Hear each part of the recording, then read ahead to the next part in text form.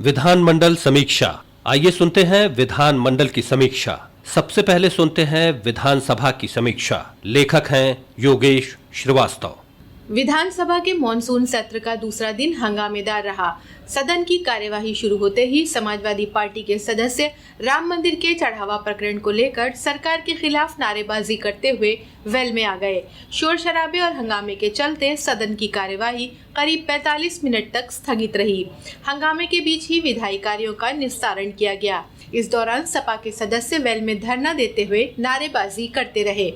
वित्त मंत्री सुरेश कुमार खन्ना ने सपा सदस्यों के शोर शराबे और हंगामे के बीच 39,000 करोड़ रुपए का अनुपूरक बजट पेश किया। अनुपूरक मांगों के अनुरूप प्रस्तावित अनुपूरक बजट प्रस्तुत करते हुए वित्त मंत्री ने बताया कि प्रस्तावित अनुपूरक बजट का आकार इस वर्ष के मूल बजट का 6.47% है। इसमें राजस्व लेखे का व्यय 17,399.50 करोड़ तथा पूंजी लेखे का व्यय 41,620.04 करोड़ रखा गया है। उन्होंने कहा कि पूंजीगत व्यय पर विशेष बल देने का उद्देश्य प्रदेश में सड़क, ऊर्जा, उद्योग, चिकित्सा, ग्रामीण विकास तथा अन्य आधारभूत संरचनाओं का तेजी से विस्तार करना है, जिससे प्रदेश की अर्थव्यवस्था को दीर्घकालिक मजबूती मिले। इस अनुपूरक बजट के माध्यम से सरकार का उद्देश्य प्रदेश में चल रही विकास परियोजनाओं को गति देना, नई जन कल्याणकारी योजनाओं को प्रभावी ढंग से लागू करना तथा आधारभूत संरचना को और अधिक मजबूत बनाना है। उन्होंने बताया कि इस प्रस्तावित अनुपूरक बजट में नई मांगों के लिए 7,854.25 करोड़ की व्यवस्था की गई है। इससे सरकार नई विकास परियोजनाओं के साथ ही पहले से चल रही योजनाओं को भी और अधिक प्रभावी ढंग से आगे बढ़ा सकेगी। वित्त मंत्री ने बताया कि अनुपूरक बजट में भारी एवं मध्यम उद्योग विभाग के लिए 22,107.88 करोड़ रुपए का प्रावधान किया गया है। इसके माध्यम से औद्योगिक निवेश, रोजगार सृजन और प्रदेश की आर्थिक गतिविधियों को नई गति प्रदान की जा सकेगी। सरकार ने ग्रामीण क्षेत्रों के विकास को भी बड़ी प्राथमिकता दी है। इसके लिए ग्राम विकास विभाग के लिए 17,942.73 करोड़ का प्रावधान किया गया है। इस राशि का उपयोग ग्रामीण अधोसंरचना, पंचायत विकास, ग्रामीण आजीविका, मूलभूत सुविधाओं और गाँवों में विकास कार्यों को गति देने में किया जाएगा। प्रदेश में बिजली व्यवस्था को और अधिक मजबूत बनाने तथा ऊर्जा अवसंरचना के विस्तार के लिए ऊर्जा विभाग को 7,422.27 करोड़ की अतिरिक्त धनराशि उपलब्ध कराई गई है। सरकार का उद्देश्य प्रदेश में निर्बाध विद्युत आपूर्ति सुनिश्चित करने के साथ साथ औद्योगिक एवं घरेलू उपभोक्ताओं को बेहतर सेवाएं उपलब्ध कराना है। अनुपूरक बजट में चिकित्सा, स्वास्थ्य और परिवार कल्याण विभाग के लिए करीब 2,000 करोड़ का प्रावधान किया गया है। इस राशि से अस्पतालों की सुविधाओं का विस्तार, चिकित्सा सेवाओं का सुदृढ़ीकरण तथा स्वास्थ्य संबंधी योजनाओं के बेहतर क्रियान्वयन में सहायता मिलेगी। सरकार ने सामाजिक सुरक्षा योजनाओं को और प्रभावी बनाने के लिए समाज कल्याण विभाग को 1,655 करोड़ आवंटित किए हैं। वहीं महिला कल्याण विभाग के लिए लगभग 1,094 करोड़ की व्यवस्था की गई है, जिससे महिलाओं के सशक्तिकरण, सुरक्षा और कल्याण से जुड़ी योजनाओं को मजबूती मिलेगी। अनुपूरक बजट में लोक निर्माण विभाग के लिए करीब 700 करोड़ रुपए का प्रावधान किया गया है। इस राशि का उपयोग सड़क निर्माण, पुलों और अन्य आधारभूत ढांचागत परियोजनाओं को गति देने में किया जाएगा। शोर शराबे के बीच नगर विकास और ऊर्जा मंत्री A.K. शर्मा, पर्यटन मंत्री जयवीर सिंह सहित अन्य मंत्रियों ने अपने अपने विभागों की अनुपूरक अनुदान मांगों को सदन के पटल पर रखा। सपा सदस्यों को आगाह करते हुए विधानसभा अध्यक्ष सतीश महाना ने कहा कि आप लोग विशेषाधिकार का हनन कर रहे हैं। विधानसभा अध्यक्ष की चेतावनी के बाद भी सपा सदस्यों ने हंगामा जारी रखा। हंगामे के दौरान ही सपा के सदस्य सचिन यादव ने सदन में मौजूद नेता सदन और मुख्यमंत्री योगी आदित्यनाथ की फोटो खींचने की कोशिश की। इस पर विधानसभा अध्यक्ष सतीश महाना के मना करने के बावजूद निर्देशों का पालन न करने पर उन्हें बलपूर्वक शेष सत्र के लिए निष्कासित कर दिया गया।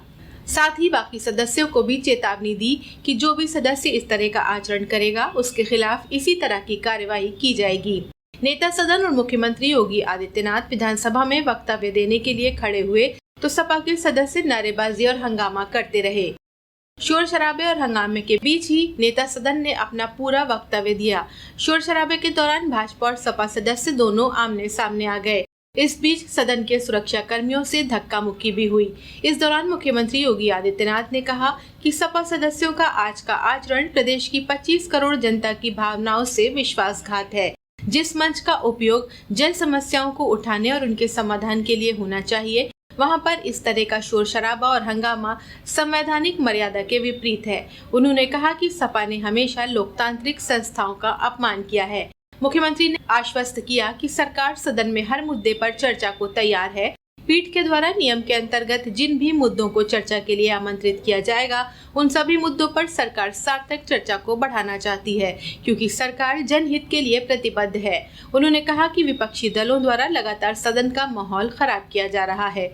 शोर शराबे और हंगामे के कारण सदन की कार्यवाही कल 11 बजे तक के लिए स्थगित कर दी गई। यह थी विधानसभा की समीक्षा। अब सुनते हैं विधान परिषद की समीक्षा। लेखक हैं मुकुल मिश्रा।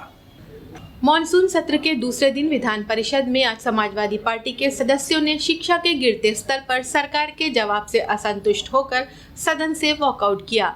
सरकार की ओर से जवाब देते हुए बेसिक शिक्षा राज्य मंत्री संदीप सिंह ने कहा कि उत्तर प्रदेश में शिक्षा का स्तर बेहतर हुआ है। बच्चों का भविष्य संवारने का काम किया जा रहा है। शिक्षकों से अधिक शिक्षण कार्य करवाया जा रहा है। किसी भी विद्यालय को बंद नहीं किया गया है। किसी भी बच्चे के भविष्य के साथ कोई खिलवाड़ नहीं किया गया है और न ही किया जाएगा। सरकार बच्चों के बेहतर भविष्य के लिए प्रतिबद्ध है और हर संभव कार्य कर रही है, जिसका समय समय पर अनेक माध्यमों से प्रचार प्रसार भी किया जाता है, जिससे जनता लाभ उठा सके। सदन में आज प्रश्न प्रहर शांतिपूर्वक चला। सपा के आशुतोष सिन्हा ने राज्य सरकार द्वारा एक अल्प अनुभव वाली एआई कंपनी के साथ 25,000 करोड़ रुपए के एमओयू के संबंध में औद्योगिक विकास मंत्री से प्रश्न किया। औद्योगिक विकास मंत्री के उत्तर से सदस्य संतुष्ट नहीं हुए। सभापति कुंवर मानवेंद्र सिंह ने कहा कि इस प्रकरण की जांच करा ले कि ये एमओयू कराने लायक है या नहीं। शून्य प्रहर में नियम 39 में ध्रुव कुमार त्रिपाठी ने शिक्षा विभाग में विनियमितीकरण से वंचित तदर्थ नियुक्त प्रधानाचार्यों के विनियमितीकरण करने के संबंध में सूचना दी, जिस पर उमेश द्विवेदी समेत अन्य सदस्यों ने भी अपनी अपनी बात रखी। नेता सदन और उप मुख्यमंत्री केशव प्रसाद मौर्य ने कहा कि इस पर शासकीय आदेश जारी किया जा चुका है। सभापति ने सरकार को निर्देश दिया कि शिक्षा संबंधी मामलों के लिए सदन की जो समिति बनी हुई है, ये मामला उसमें उठाएं और बैठक कर सम्मानजनक रास्ता नियम के दायरे में निकालने का प्रयास करें। सभापति ने ये भी निर्देश दिया कि नेता सदन अगस्त के माह में ही ये बैठक कर ले। नेता सदन केशव प्रसाद मौर्य ने वित्तीय वर्ष 2026-27 के अनुपूरक अनुदान की मांगों को सदन में प्रस्तुत किया। शून्य प्रहर में ही समाजवादी पार्टी के लाल बिहारी यादव, राजेंद्र चौधरी, डॉक्टर मान सिंह यादव, मुकुल यादव, आशुतोष सिन्हा, बलराम यादव, किरण पाल कश्यप, मोहम्मद जासमीर अंसारी, शाहनवाज खान, शाह आलम ने प्रदेश में शिक्षा के गिरते स्तर का मामला कार्य स्थगन के रूप में उठाया। सरकार की ओर से जवाब देते हुए बेसिक शिक्षा राज्य मंत्री संदीप सिंह ने कहा कि शिक्षा जैसे महत्वपूर्ण विषय पर सदन में विपक्ष ने जो आंकड़े पेश किए हैं वो गलत हैं। राज्य मंत्री संदीप सिंह ने विपक्ष के आरोपों को बेबुनियाद बताया। निर्दलीय समूह के राज बहादुर सिंह चंदेल और डॉक्टर आकाश अग्रवाल ने प्रदेश के SCERT व डाइट में कार्यरत प्रवक्ताओं के ग्रेड पे 6,000 रुपए का लाभ दिलाए जाने का मामला कार्य स्थगन के रूप में उठाया। बेसिक शिक्षा राज्य मंत्री संदीप सिंह ने सदन को तथ्यों से अवगत कराया। सभापति कुंवर मानवेंद्र सिंह ने इस मामले को भी शिक्षा के मामले सुलझाने के लिए नेता सदन की अध्यक्षता में बनी समिति में उठाने का निर्देश दिया। सदन की कार्यवाही को कल सुबह 11 बजे तक के लिए स्थगित कर दिया गया। अभी आप सुन रहे थे विधानमंडल की समीक्षा। लेखक थे योगेश श्रीवास्तव और मुकुल मिश्रा।